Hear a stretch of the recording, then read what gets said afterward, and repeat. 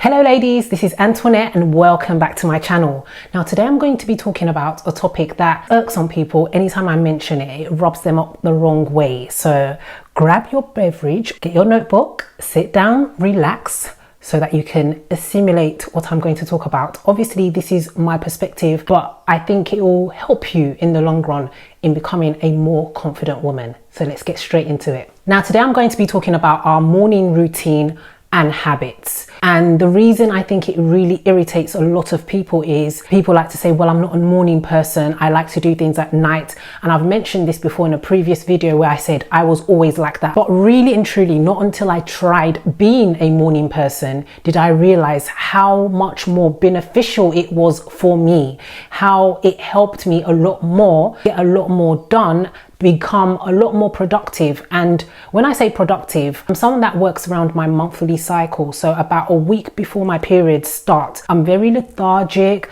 I just can't be bothered to do things. It's probably the time you're going to catch me slothing at home, watching Netflix, just not doing anything productive. So what I've realized is the weeks where I am productive and I've got the energy and I've got the vim, that's when I try and get most of my stuff done. I sort of batch plan everything, batch record everything in those weeks. So when I get to those weeks where I don't want to talk to anyone, I just want to be by myself, I have the liberty of doing that because I've planned in advance, I've prepped myself, I've organized myself, and I wouldn't be able to do all of that if I didn't become a morning person. As most of you know, if you've been following me for a while, I'm a woman of faith and I really believe in the power of the word of God.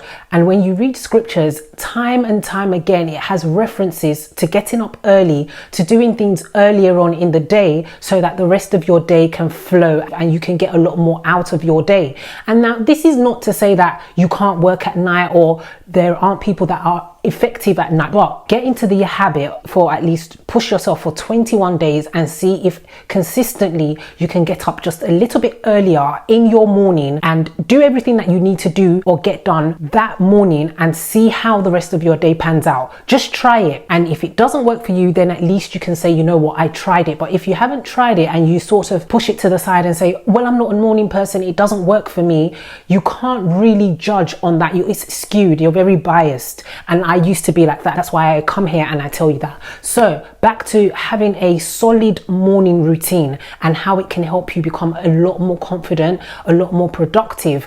I feel like as women, you can't necessarily scale yourself against how a man works because we're wired differently, as I explained before. So I'm going to give you a couple of pointers into how you can make your mornings a lot more productive and develop a morning routine so it can help you in life. My first point is kind of consecrating the morning to the Lord. It doesn't have to be long, but just take some time out of your day.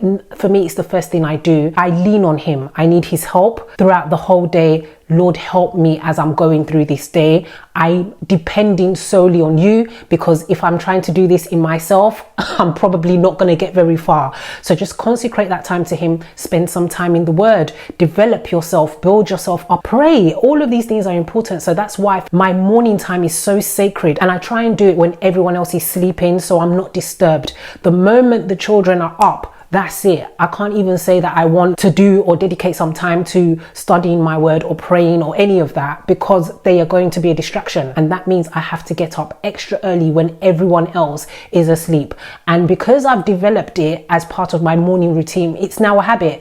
My natural body clock wakes me up at the time I need to wake up. Our bodies are tripart. It's spirit, soul and body. And the most important is the spirit. So once you build up your spirit man, everything else tends to flow well. So my spirit man is important to me, and so I spend time trying to listen to what he's saying to me for that day. So that's my first pointer, consecrating a set time in your morning. In that moment, I journal, I write down what I'm hearing. And if I don't jot them down, I'm going to forget it. So always have like a notebook, whatever works for you, do that. My second point is movement, moving your body. Now, I used to not be heavy on exercise at all, simply because of my body frame and I was trying to put on weight and everything like that. But I realized that as I'm growing older, my health is important.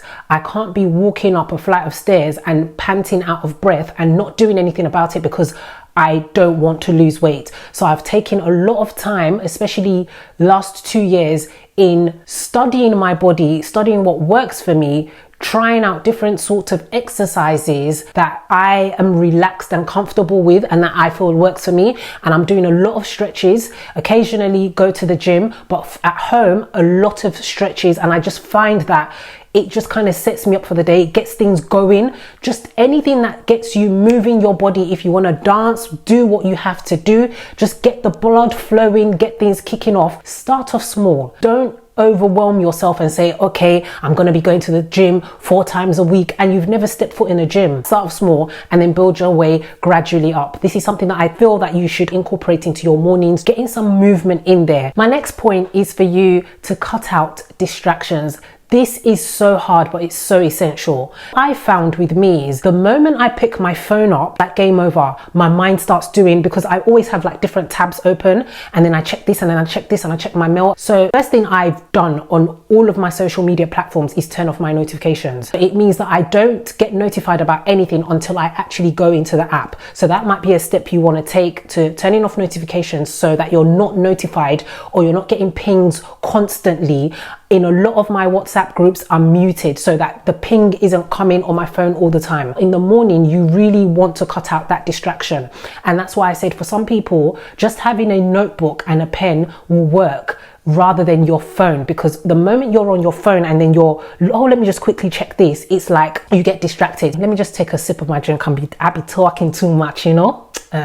Oh, that was good. Because I'm a very creative person, I find that ideas kind of flush my mind in the morning. I'm having my quiet time, when I'm even in the shower. And I don't want that time to be perverted with everything else going on. And when my ideas come to me and I'm jotting them down, if I start checking something else, it distracts me and then I can very easily forget. If you're a creative person as well, spend at least 5 to 10 minutes in your morning just jotting down creative ideas or creating something. It doesn't have to be, just let the ideas keep flowing before the day hits and before you start getting bombarded with your emails or messages or WhatsApps or social media. Just kind of like how I consecrate time to the Lord, consecrate time to your creativity, just 5 to 10 minutes a day, and you'll see how effective it is in building up over the weeks, over the months, when you've got that little 5-minute slot that you're doing a little bit of creation rather than consuming. So I would put it as this: create before you consume. And to help me with this, especially because I'm active on social media, a lot of the content that I put out, I schedule it. So I schedule it to go out, so I'm not having to actually go into the app to post it or put it out. So do little things that are going to help you keep your mornings as sacred as possible, keep your mornings as pure, so to say, as possible before the day hits. And flowing on from my previous point, I think it's so important to set daily goals. What am I going to do with the day? Because if you're not necessarily on a strict 9 to 5 and you've got your time to yourself, you'll find that you tend to just waste your time. And I have to preface this and put a disclaimer that when I talk about all these things, I'm talking about you being in a good frame of mind.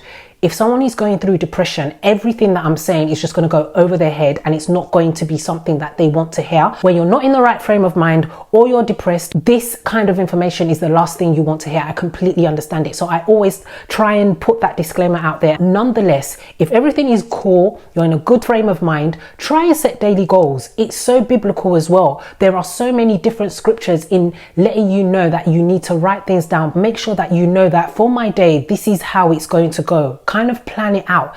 Regardless of whether it goes that way or not, you still have to have a structure in place that you're going to follow that will help you. If you're trying to run your business, if you're trying to set up a business and you're not goal orientated and you don't put things down and you don't set times to things and people have access to you at any time, things will not work like that, because time flies, the days just roll by, days go into weeks, weeks go into months, and then you get nothing done. It's better for you to learn from other people that have been there and people are saying this consistently, rather than thinking, okay, I can do this or handle this my way and it just doesn't work, or you're wondering why it's not working. So whatever is a priority to you, whatever is of importance to you, you're going to have to set some time aside to plan around it, to organize your life around it, to goal map whatever words or terms you want to use, and work with different methods until you find a method that works for you. I like technology, but I tend to be a pen to paper girl. So everything I do, I'm 9 times out of 10 writing it down.